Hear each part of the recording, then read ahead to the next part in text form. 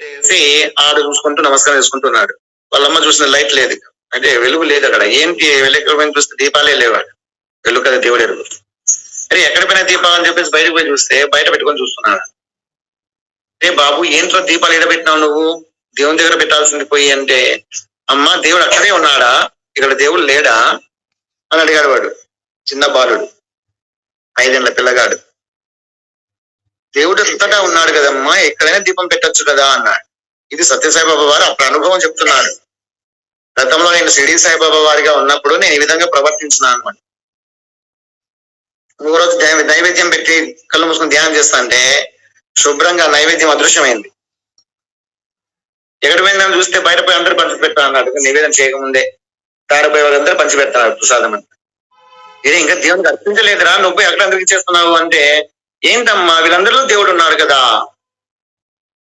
వీళ్ళందరూ కూడా దేవుని స్వరూపాలే కదా, వీళ్ళకి పెడితే దేవుడు తిన్నట్లే కదా అని అంటుంటే వాళ్ళమ్మకి ఆశ్చర్యమైంది. అవును కదా, ఇది సత్యమే కదా, దేవుడు సర్వాంతర్యామి కదా, వీళ్ళలో కూడా దేవుడు ఉన్నాడు కదా, దేవుని దగ్గర పెట్టినా పెట్టకపోయినా వీళ్ళు తింటున్నారంటే భగవంతుడు తింటున్నట్లే కదా అని వాళ్ళమ్మ కూడా ఆశ్చర్యం.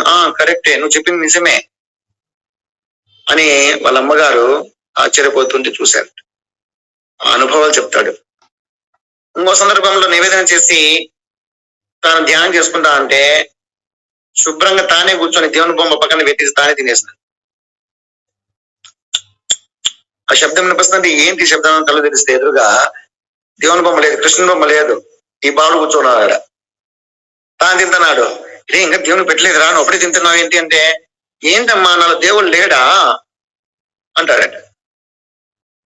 నేను తింటే దేవుడు తిన్నట్లే కదా, ఆ దేవుడు తింటాడా ఏమి, నేను తింటున్నాను కదా అన్నాడట. ఇటువంటి అనుభవాలన్నీ కూడా బాల్యంలోనే చూసి వాళ్ళ ఎంతో ఆశ్చర్యం చెందింది. ఇటువంటి అనుభవాలన్నీ చెప్పాలి అంటే షిరిడి సాయిబాబా గురించి, సత్య సాయిబాబా వారు కూడా ఒక అవతార పురుషుడు కాబట్టి షిరిడి సాయిబాబా వారి గొప్పతనం గురించి చెప్పగలిగిన. అలా ఒక అవధూత యొక్క స్థాయి, ఒక అవధూత యొక్క స్థానం గుర్తించాలంటే అవధూత స్థాయి మనకు ఉండాలి. ఒక ఆధ్యాత్మిక వేత్త యొక్క గొప్పతనం తెలియాలంటే మనం ఆధ్యాత్మిక స్థితిలో ఉండగలగాల, ఆ స్థాయికి ఎదగాలి.